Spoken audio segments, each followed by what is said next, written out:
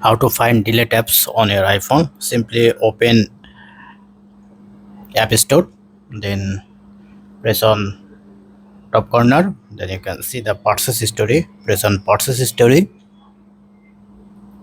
then it will take your Face ID. Now no paid apps available here. Press on change filter.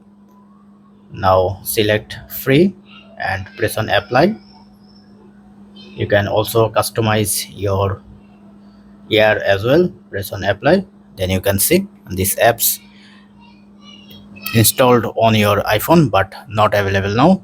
Now if you want to install it again, just simply press on icon.